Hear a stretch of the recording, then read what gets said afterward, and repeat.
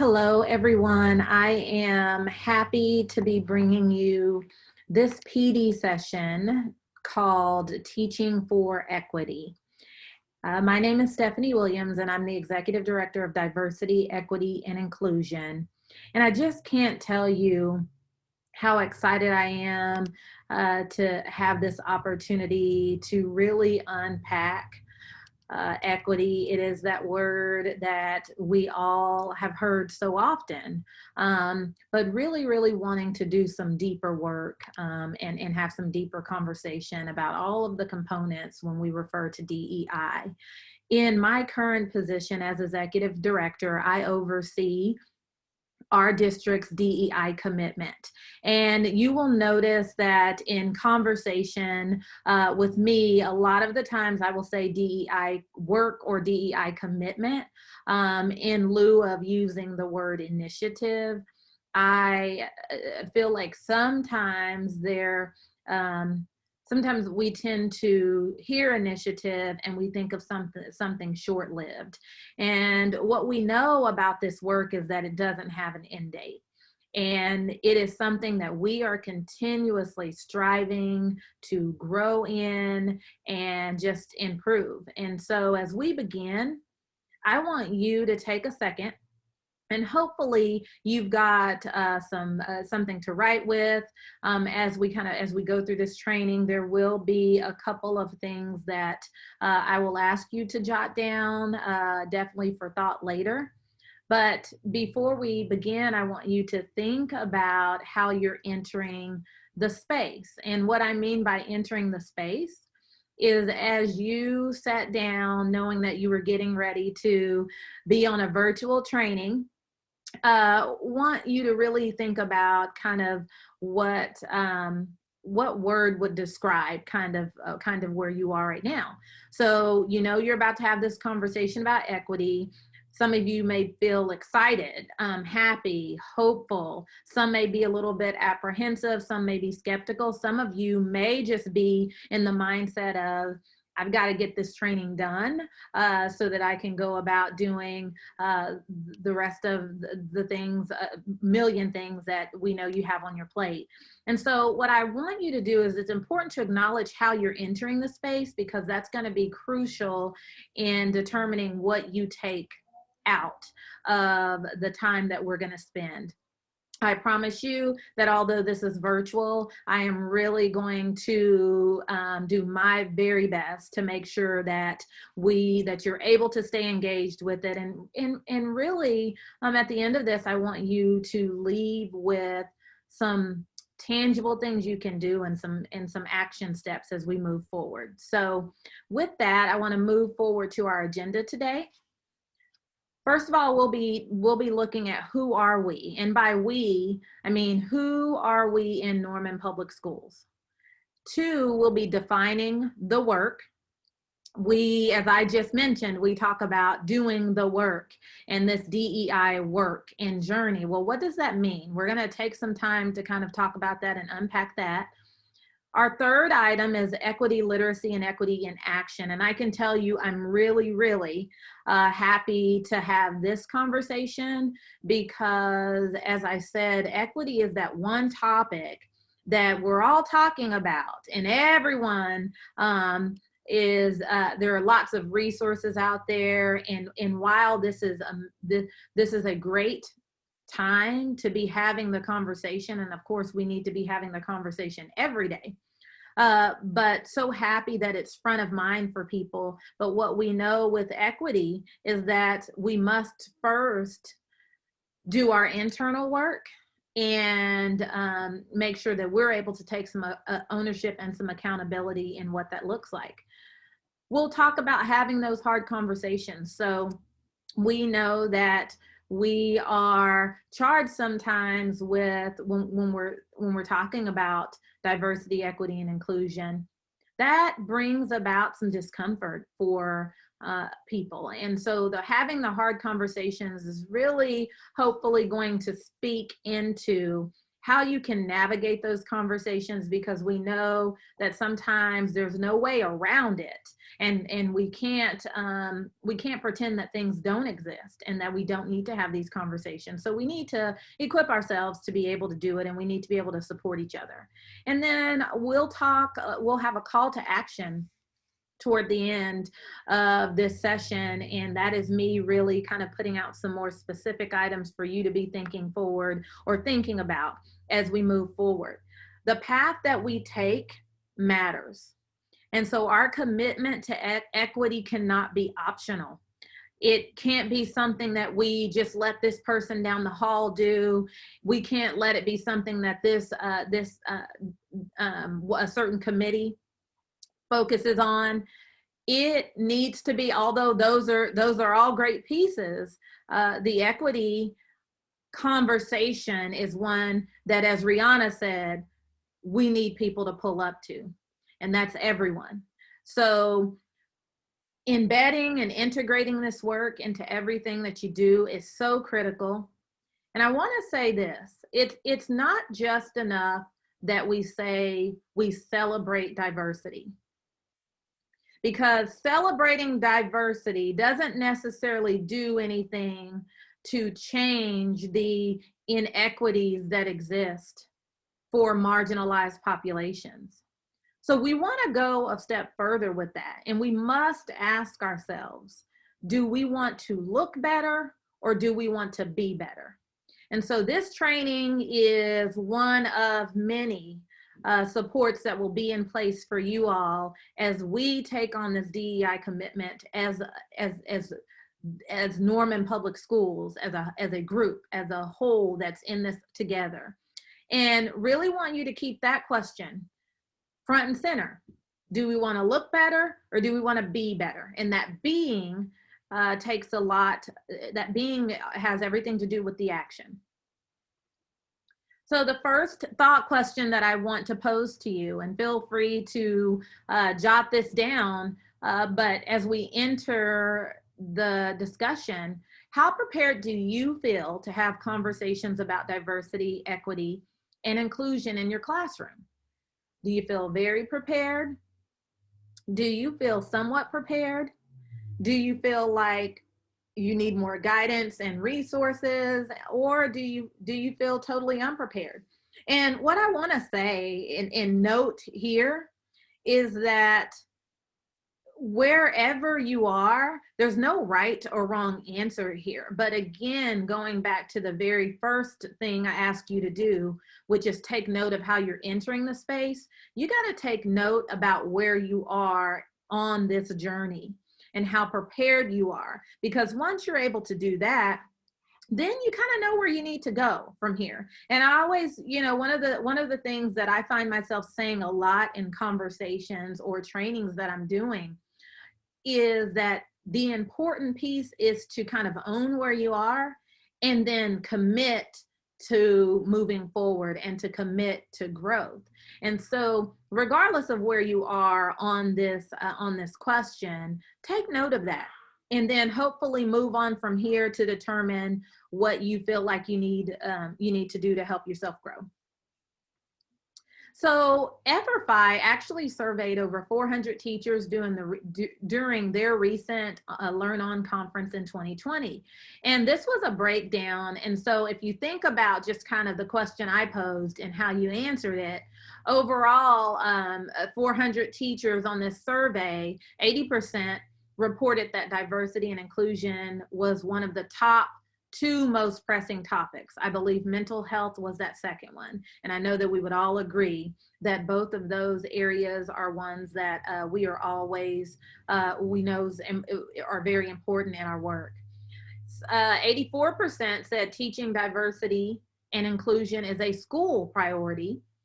And then 87, which both of those are high percentages. And then when you look at our next one, 87%, although it's a top pressing, one of the 2 most pressing topics, although it is a school priority, 87% of teachers reported that they feel underprepared to teach it. And so that just kind of moves us into the importance of really diving into the work and what that means to do the work. So NPS by the numbers, school year 21. So this year we served 14,419 students. 45.6% of our students receive free and reduced price lunch.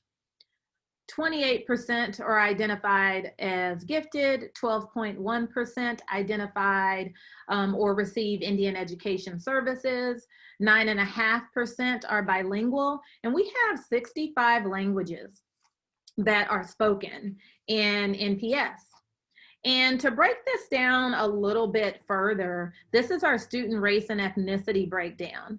And so as you are taking some time to kind of look at this graphic, one of the things that I like to just point out with this graphic, just when we're looking at it as a whole, is we are about 45%, very close to being at that halfway point of our students who identify as something other than white. And so we know, and we've had a lot, I know many of you have had conversations in your buildings about the change in our demographics. And so this speaks to that. This next graphic is our NPS race and ethnicity as well, showing it in a different format and also showing last year. I think it's important, you've got students, teachers, and administrators here. And I think it's important to look at our data in this format. Number one, we can see that although we've seen a slight decrease in our student enrollment for this year, you can look and see that that really hasn't affected the breakdown of our racial and our ethnicity breakdown. So still kind of holding steady at those percentages that I spoke about on the slide before.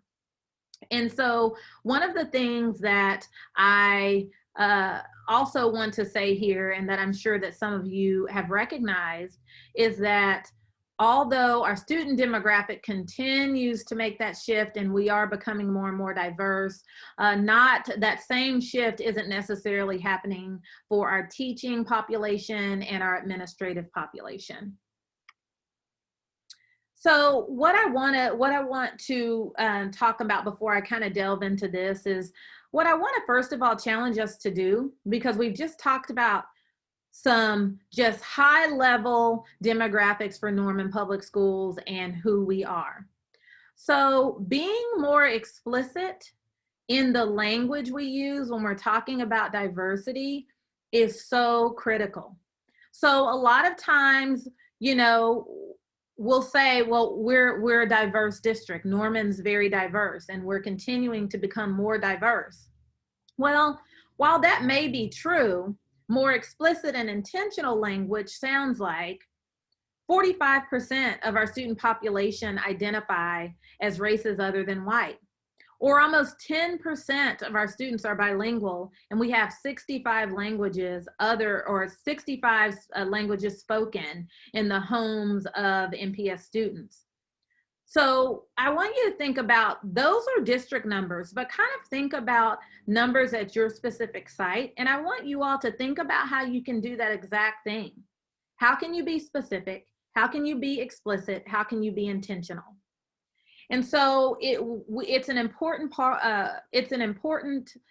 component to see yourself as part of this journey and an active participant. So my question that I pose to you is, do you ever arrive? As I have said to many people before, do you ever get to a place where you're like, I've figured it out.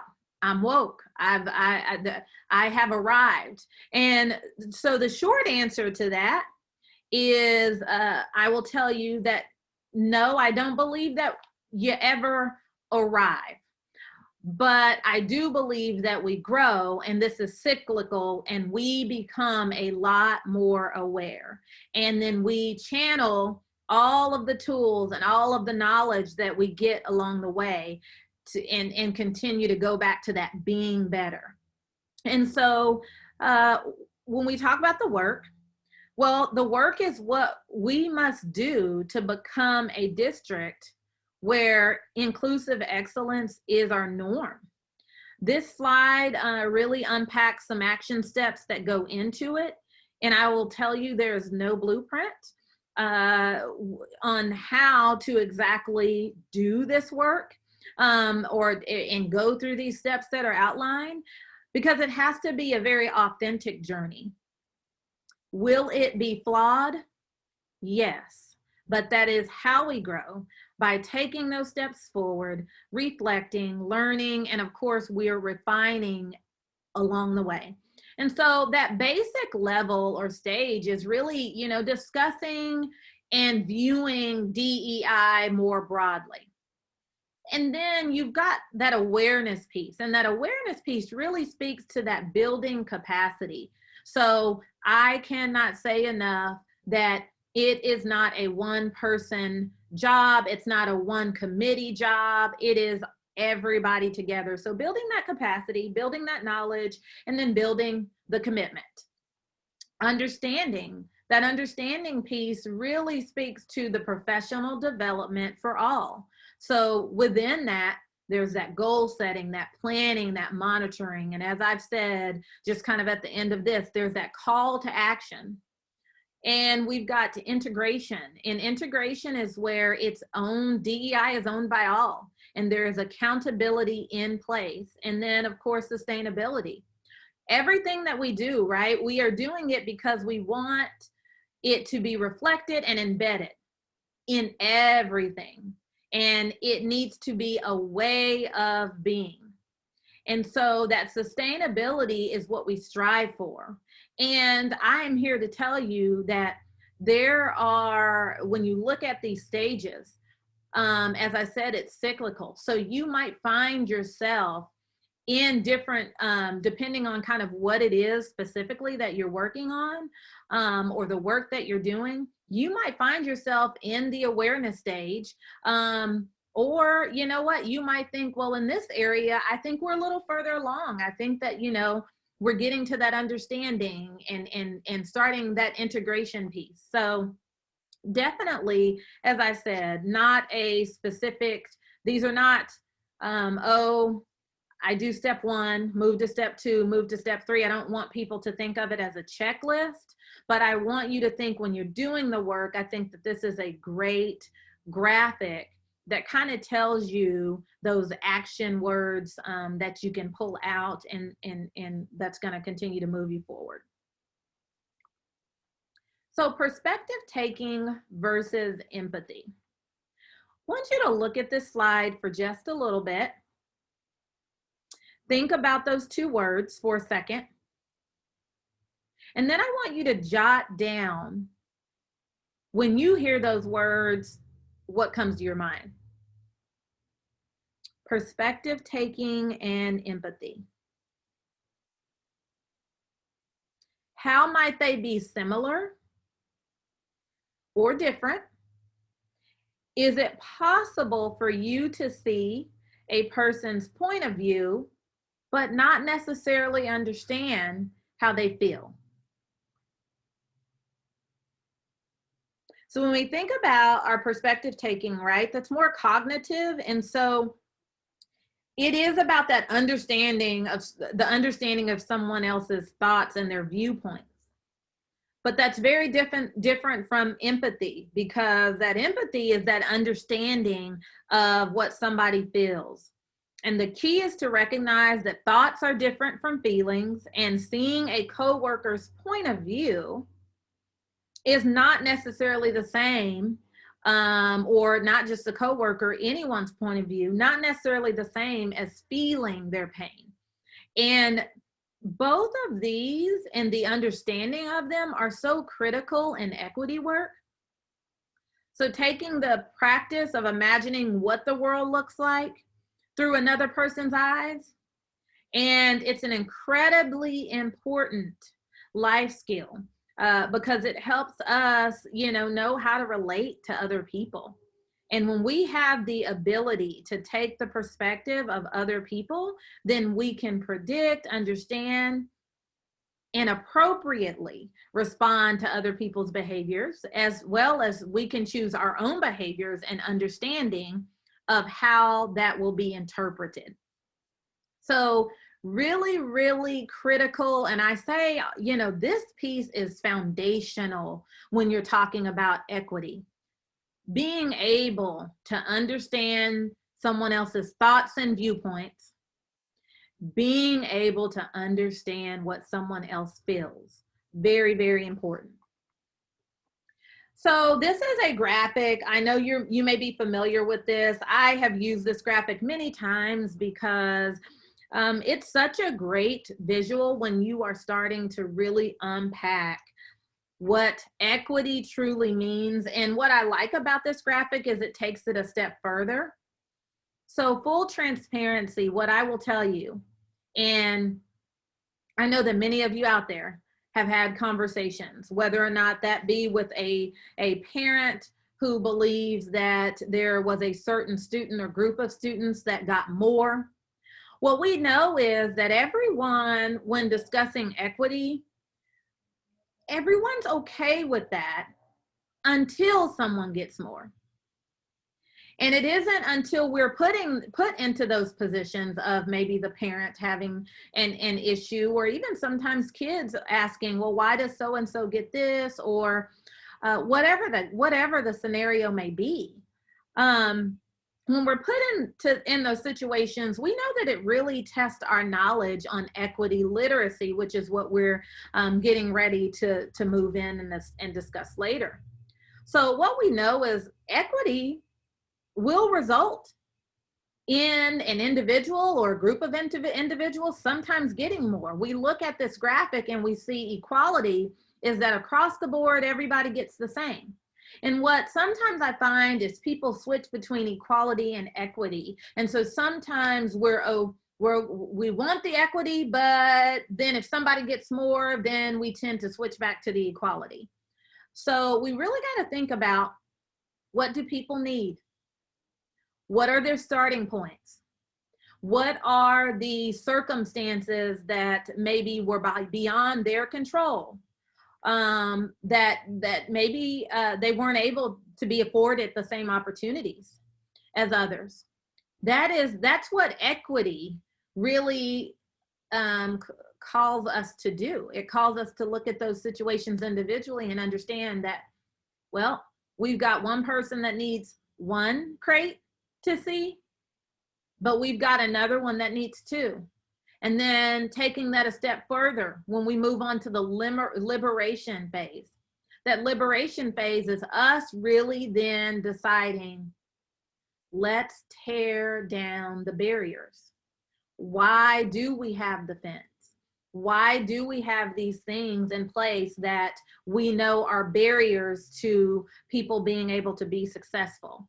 And so again, definitely, it's just one of my absolute favorite graphics because I think that it just does an amazing job of giving you the visual and really thinking through what those pieces mean.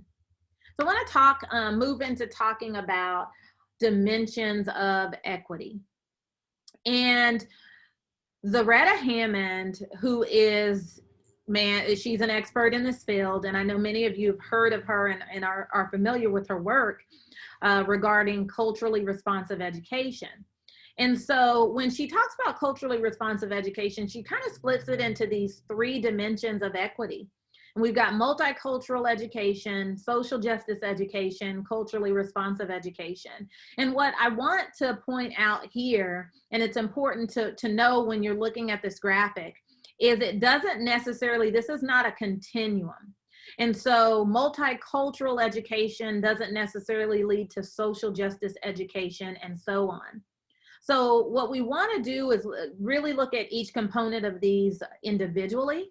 And so when you look at multicultural education, well, that concerns itself with exposing privileged students to multiple perspectives and other cultures.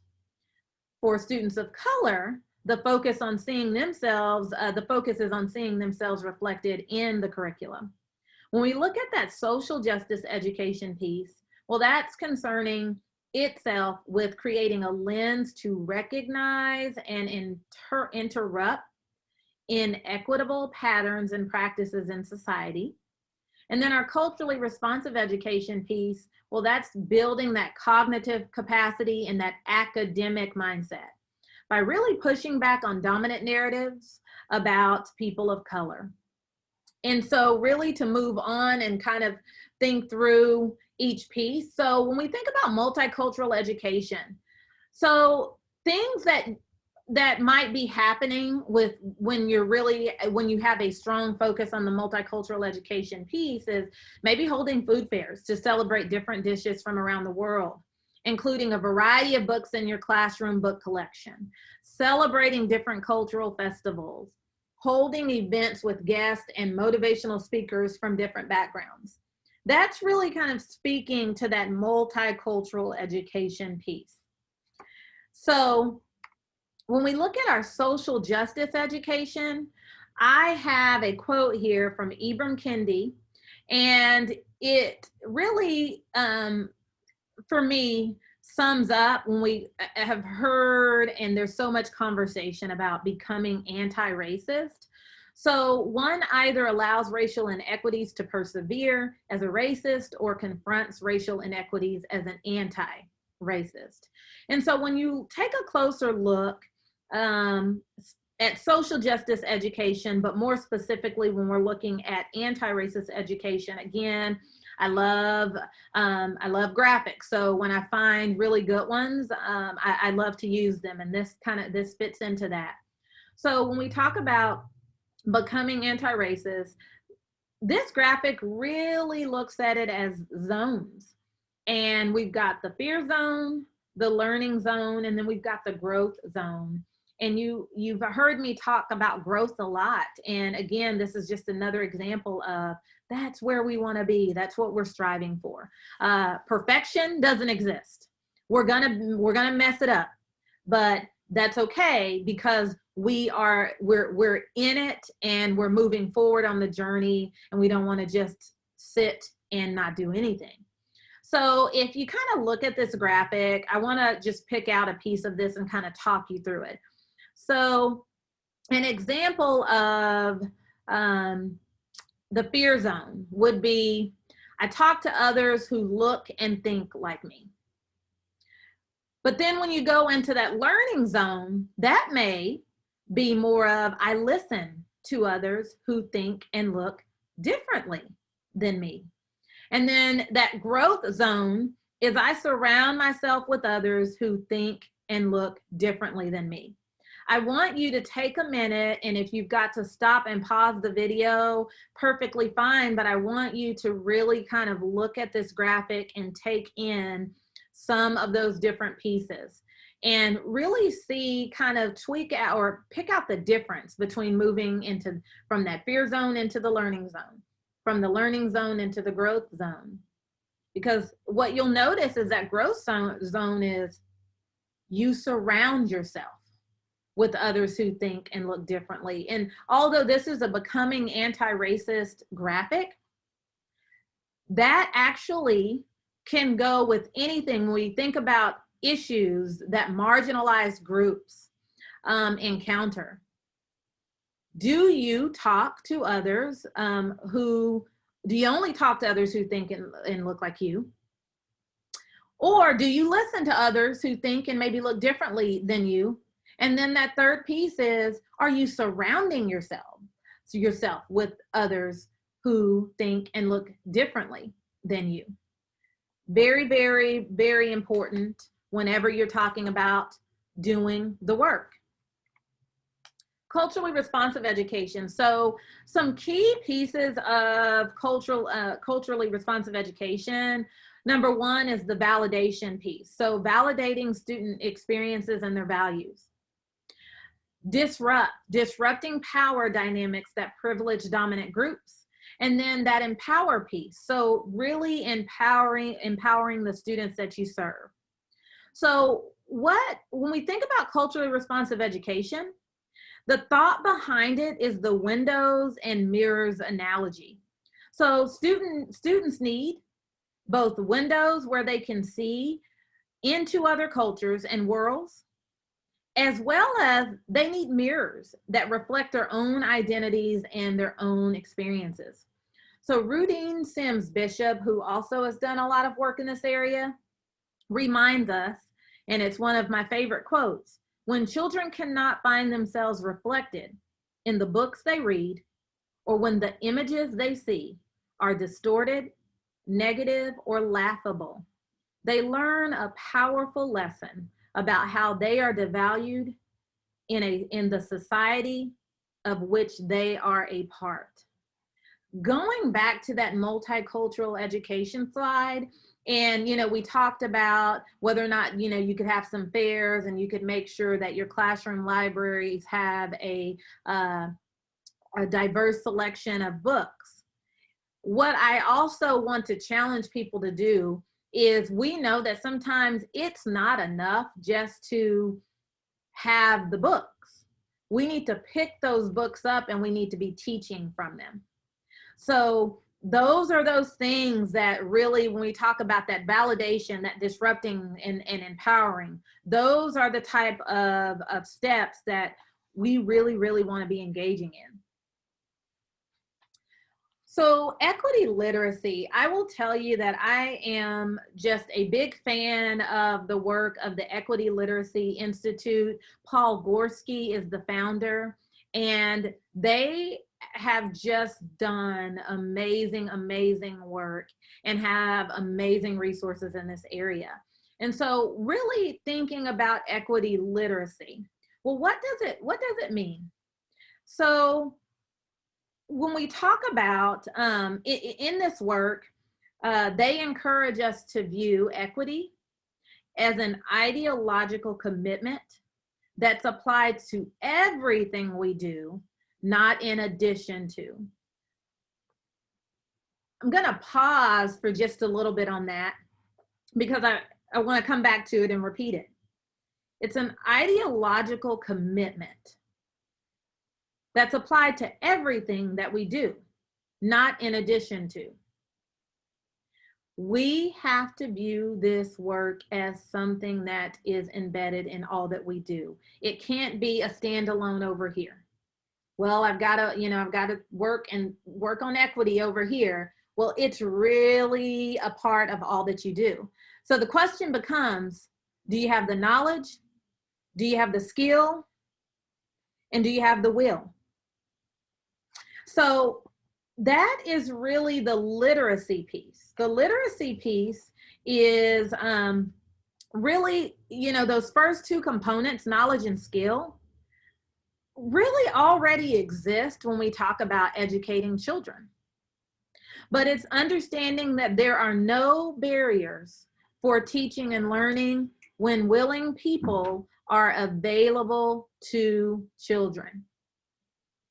So we've got the knowledge and we've got that skill, but there are no barriers to what we can do when willing people are available and ready to do the work.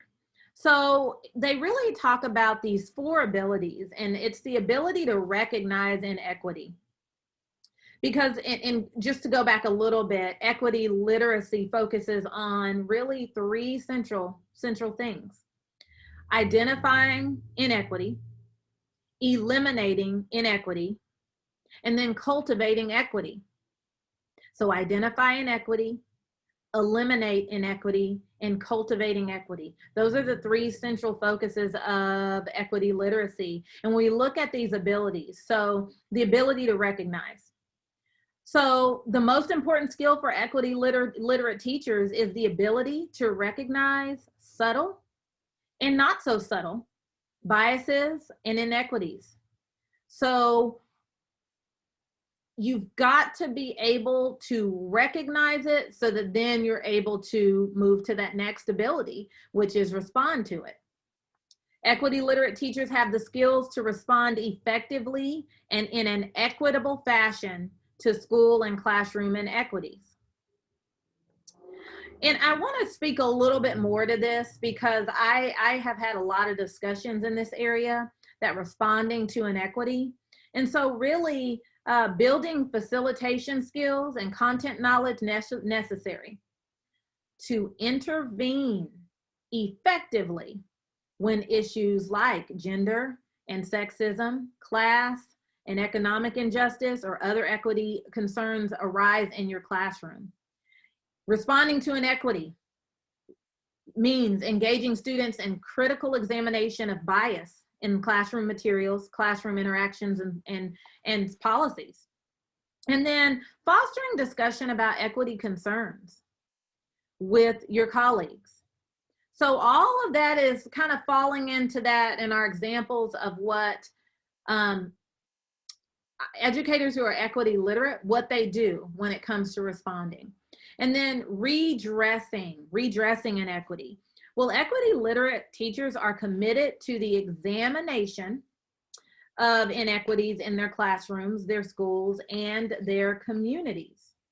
And so that looks like, of course, advocating, never confusing, and I've spoke with on this a little bit, but never confusing celebrating diversity with equity. Because as I told you before, those are two different things. And then our last thing is, redressing, teaching about issues like racism, sexism, economic injustice, all of the things that, all of those topics that we know as educators are going to come up and that speak to the students that we serve. And creating and sustaining an equitable learning environment. Well, that's the fourth one. So equity literate educators endeavor to create and sustain equitable classrooms. Going back to the graphic or the slide where I talked about the stages, and we noticed that sustainability was that last stage. When you think about your work as an equity literate educator, you want to be able to sustain a bias-free and equitable classroom.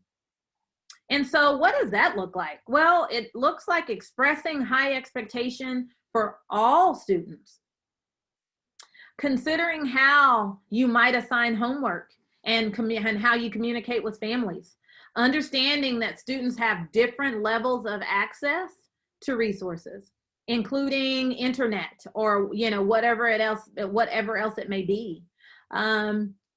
Teaching and modeling for students how to think critically, not just about curricular content, but also about the structure and purpose of schooling. All important pieces of striving to become that equity literate educator. And so that brings me to is this discussion of what is within your sphere of control, and then what is within your sphere of influence. So we have things that we control, and then we know there are things that we influence. Of course, that sphere of influence is broader. So I want you to think for a second. And again, feel free, pause, and take some notes because I really, really want you to kind of plug in here. In your position as a classroom teacher, administrator, counselor, in any other role that you may serve, over what do you have control in your position as a classroom teacher, administrator, counselor? Over what do you have control? And then what are the issues and functions you can make decisions about and change on your own? These fall into that little center circle, your sphere of control. Those are the things that you know you can make decisions about to change them. And then I want you to think about what is within your sphere of influence. So what are the issues and functions that you don't control necessarily, but you might be able to influence by advocating for change, organizing for change, or educating people about concerns you might have? Note that these are in the sphere of influence. And what I want to speak to here is that this is important when we're doing this work, because sometimes we can get so focused on our sphere of influence, or even further out, everything else, as this graphic says, and we've totally skipped over our sphere of control and what we can do to make sure that we are striving for equity, and we are striving to put in place those things that we discussed on the slide previous to this one. So what I challenge everybody to do is really take some notes and think about what is in your sphere of control. What's in your sphere of control, of course, is your ideology, classroom procedures, additional resources that you might pull into your classroom. I want you to really draw out this graphic and just kind of put some things in there. Start filling up things that fall within your sphere of control. And then we know there's the sphere of influence. And so although, you know, you have control over your classroom procedures, you might necessarily have, you might not necessarily have full control over your school handbook policy, but you have some influence over it, and you probably have some input in that. So that's why that lands in your sphere of influence. I want to say that it's important that when you think about what's something you can change right now in your sphere of control to create more equity, I want you to also think about what is something you can attempt to influence right now to create more equity, and then identify one bias or an equity that exists in your sphere of influence. Identify one bias or an equity that exists in your sphere of control. And really kind of think about how you can assert how can you assert yourself and put some things into place to change that. So that's responding to that inequity, because often we're very good at seeing things that are out of our control and really looking at others to say, you need to change this, you need to do this, you need to do this. And what I want to challenge us all to do is, first of all, that individual ideology. Let's look at that. Let's look at what we can control, because there's so much that we can that's within our sphere of control. And then moving out into that sphere of equity influence is your next step. So really being able to kind of notice the difference between those two and figuring out how you navigate handling those inequities. So when we talk about equity in action, so, you know, in our district, we are focusing on just kind of 3 aspects of this work. So in my position, what I've really kind of looked at is, you know, our individual component or aspect, and then our culture and our systems. And so doing the work starts with the individual, and you've heard me say it over and over again. And so everyone's seeing themselves in the work and doing their own internal assessment, right? Part of this PD session today is helping you with that individual internal assessment and really working to kind of create and hopefully help you feel more comfortable and gain more knowledge on your journey. So then we think about our culture work, and that culture work is so important, right? Connection, relationships, which is what we're all about, identity and information, That's where all of that lies. So really leadership accountability lies in that. I'm a firm believer that, you know, we lead by example. So of course we can't go anywhere or take our school or district anywhere that we're not willing to go, you know, as leaders. And so that a leadership accountability piece is critical. Professional learning is very important. And then classroom and school culture, very, very important. So I've talked about what kind of work are we doing within our schools, and we go back to that the sphere of control and the sphere of influence. What kind of internal work are we doing there to really work on the culture and make sure that our students are walking into buildings where they don't feel like they have to fit in? Our students are walking into buildings that are making sure they're tearing down barriers that may exist for kids. And then we look at our systems. So here's why systems is very, very important. Because we can do all of that individual work, we can do all of that culture work.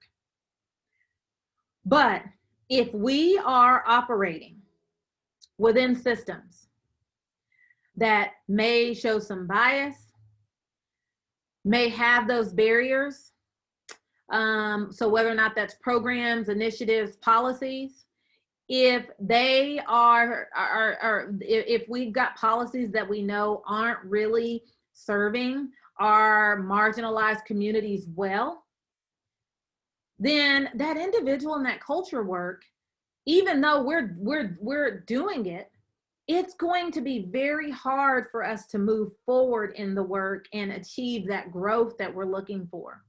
So I challenge that within, you know, your buildings and your classroom, that we really look at that. We really look at systems that we might have in place that honestly might have some inequities that we have to address, because that's going to be very, very important. So when we talk about building equity in your teaching practice, so let's talk about how to do it.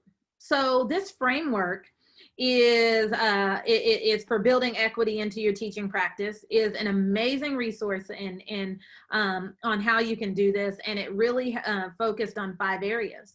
And so we've got the content integration piece. So teachers use examples and content from a variety of cultures and groups. And if you go down on this graphic, I'm not going to read every specific point here, but I might just pick out one from each. Multiple viewpoints reflected in the content of the unit or the lesson. So important. Content integration. Knowledge construction. So teachers help students understand how knowledge is created and influenced by cultural assumptions, perspectives, and biases. Moving down to that last one, the curriculum creates those windows. So students are able to look in and see perspectives and different viewpoints, and those mirrors. Students can see themselves reflected in the curriculum. Prejudice reduction. Teachers implement lessons and activities to assert positive images of ethnic groups and improve intergroup relations. The intergroup relations piece, there could be a whole separate training on that piece. It's so very important, but I want to go to that positive image piece. So the unit lesson helps students question and unpack biases and stereotypes. So this unit lesson also might challenge dominant perspectives. Those are all things that happen with your prejudice reduction. So equitable pedagogy. Equitable pedagogy is that next aspect on the framework. So teachers modify techniques and methods to facilitate the academic achievement of students from diverse backgrounds. And so this looks like the instruction has been modified to meet the needs of each student. It's one piece. Another one I'll pull out from here are opportunities are provided for students to reflect on their learning and provide feedback.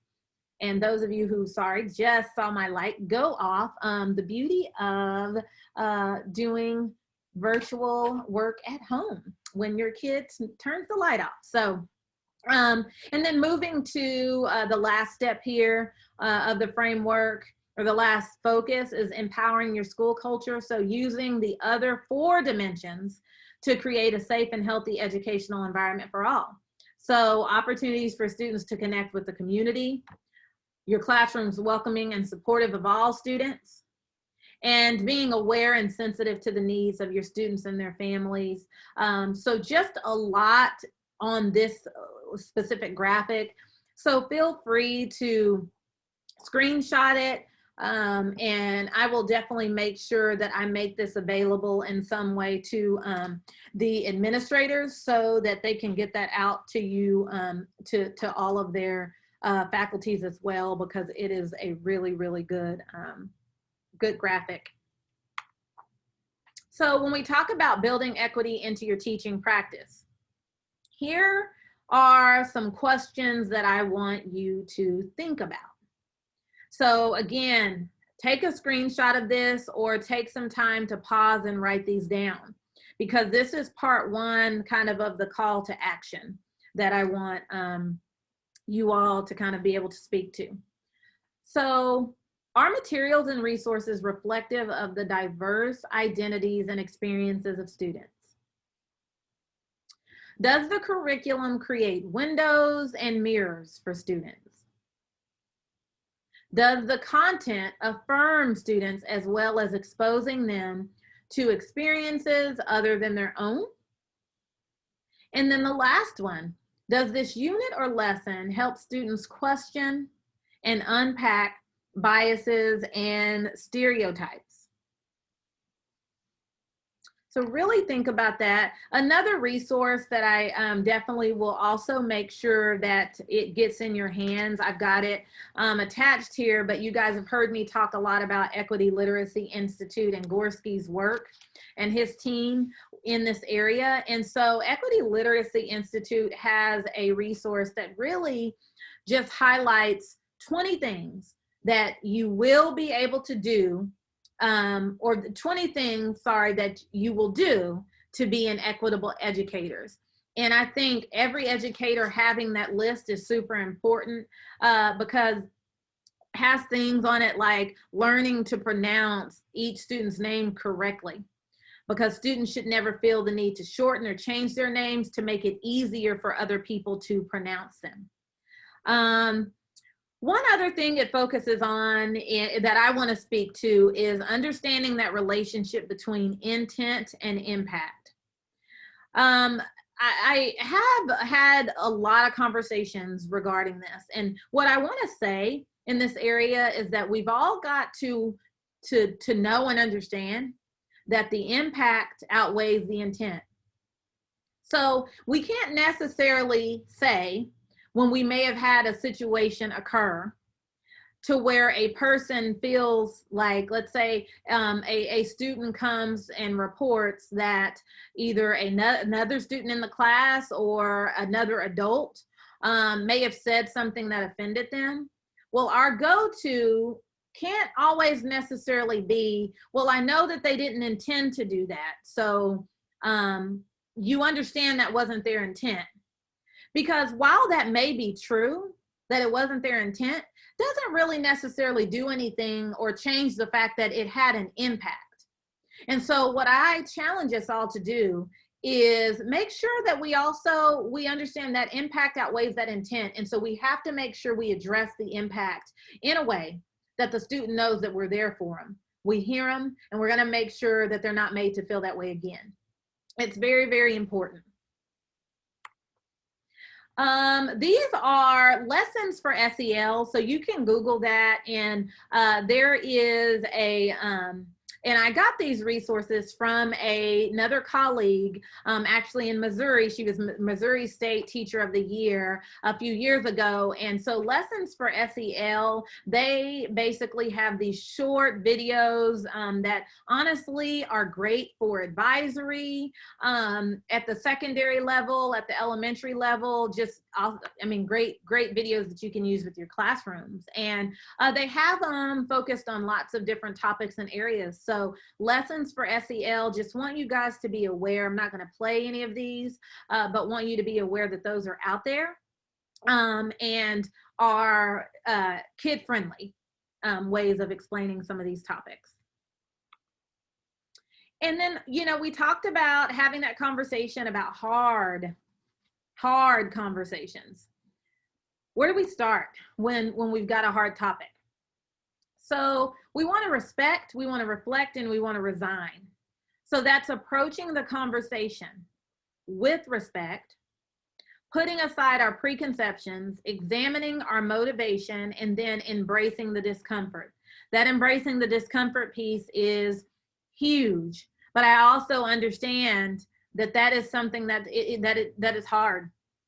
You know, I'm sure many of you have heard just the getting comfortable with being uncomfortable piece, because I don't know, I wish I would be able to tell you on this video right now that we'll get to a place to where, you know, having conversations about hard topics are going to be easy. And I don't know that I could tell you that, but what I know that we can do is we can get comfortable with being uncomfortable, because we can't pretend that we don't need to be having the conversation. So that's your first one. And then you kind of want to move into the research and relearn. So this is where the listening comes in, being open, finding out what you don't know. That is really important, because sometimes there are just, you don't know what you don't know. So really have to be open to that. That reset and that reboot, internalizing what you've learned and then committing to change. There's that word commitment. We've heard it all through today. So important. Recognizing bias and privilege. So this is acknowledging privilege, acknowledging your privilege, and then getting comfortable with your story.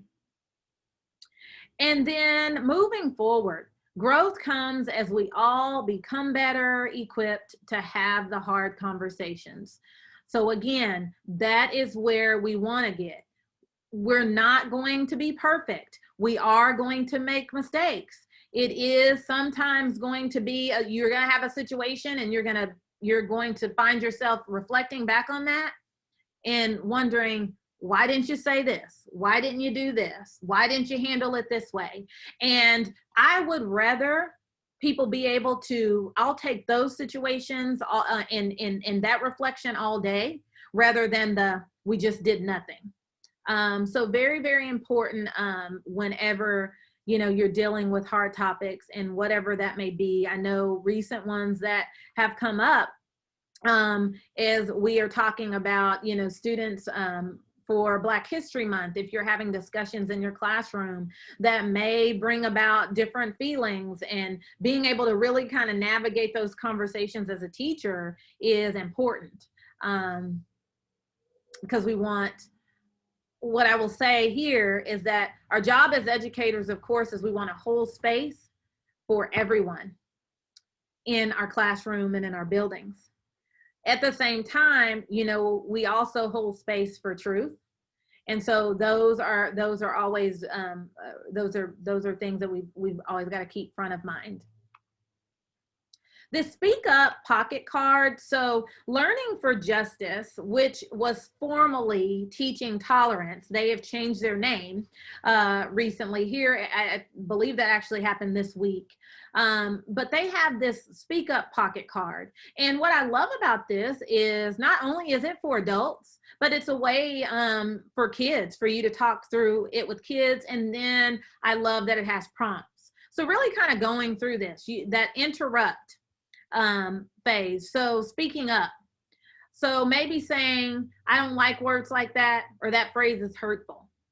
Then question. So asking simple questions in response to the hateful remarks to find out the why. Why did the speaker say, or make that comment? So you might say, why do you say that? What do you mean? Or tell me more.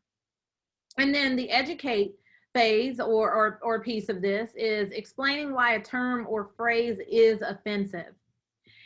This part, I cannot stress the importance of it enough. That educate piece is critical because sometimes I believe that kids just sometimes feel like, well, I know I'm not supposed to say that, but I don't really know why. And so this really kind of goes and takes it a step forward. So asking, do you know the history of that word? Very important. Or do you know the history of that event? Whatever it is that you may be dealing with, that education piece is critical, and that's what we are all called to do as educators. And then echo. So if someone else speaks up against hate or intolerance, thank them and reiterate. So thanks for speaking up, Allison. Thanks for speaking up, whoever it may be.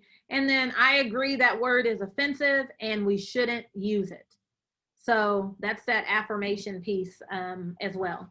So this is the Speak Up Pocket Card. You can get it on the Learning for Justice Speak Up at School. And also please know that this will be another resource that I will make sure that you all have access to and get that out to principals for their sites. So here's a thought question. How can you be an ally for students and other educators when you may or may not be able to relate to their lived experiences? So really want you to think about this one. And what I want to ask is jot it down and really kind of think about, really take some time to write down your answer to this question.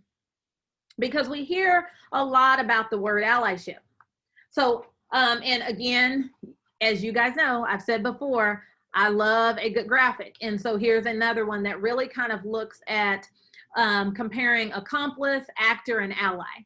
And I will do this so that you guys can hopefully see that top box a little bit better. So understanding your role as an ally. You want to listen. You want to sit with the experiences of others. You want to respond with empathy. You want to speak up, and you want to educate yourself and take action. And so I love this graphic because it really kind of talks into just the actions that you might see occur in someone who's an actor, an accomplice, or an ally. So really being able to explore that distinction between those. And then here's what I want to say. As we do this work, it's important to understand that we think back to the very beginning of the training when I kind of talked about just being able to kind of understand how you're entering the space, but then also the stages of the work. And what I want you all to really, really think about is that everybody's going to be at different stages of this journey, and that is okay. Because our goal is not that necessarily we're going to have everybody at the same stage at the same time right now, but it's ultimately really making sure that we are progressing and we're growing and people are moving forward. So we want to make sure that we carefront and we don't confront as we are on this journey together. So part of that, when we think about being an ally, really making sure that you're consistently and constantly educating yourselves. Because as I said, this work doesn't have an end date. We don't get to take breaks from equity work. This is just a part of who we are and what we're striving to be. So let's get to work. 10 ways to pursue excellence through equity. So another great graphic here that I'll show you. So really thinking about, and we've touched on several of these already today, just in terms of that speaking up. But really think about your role as an educator.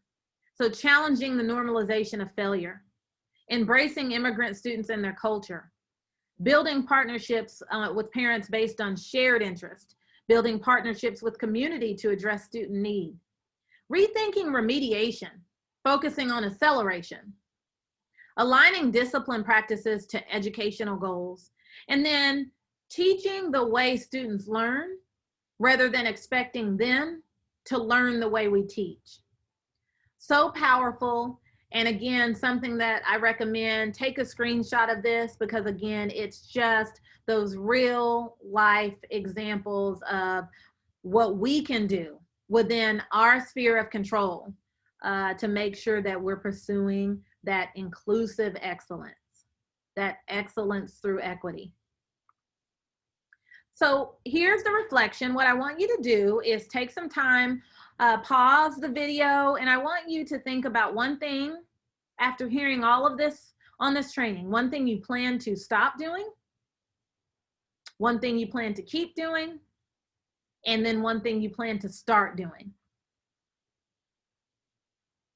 And after you've taken some time to do that, the call to action that I have for you is I want you to have a discussion about the following questions with a colleague, your team, an administrator, anyone within your building or any group within your building.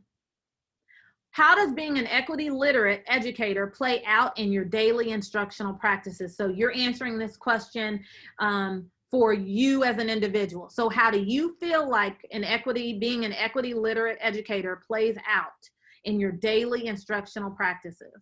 The second one is, where are your gaps when it comes to equity literacy? And what I will say on this is we all have them. So it's really learning to recognize what those are so that we can tap into the extra resources or the extra support that we need to make sure we're filling the gaps that we have. Listing 3 vulnerabilities that you worry could limit your effectiveness when you're discussing difficult topics and when you're discussing how to become a more equitable educator. I want you to list 3 strengths that you believe will help you to lead open and honest dialogue. And then last, I want you to list specific needs that, if met, would improve your ability to facilitate different conversations. And this call to action, what you'll see as you work through these 5 questions, what you will find is as you share this and you work and kind of do that individual work, but you're sharing it, so there's that accountability piece as you're having this discussion with colleagues. You've really then set your foundation by really talking through these 5 questions. That is your foundation for your equity work and how you move forward.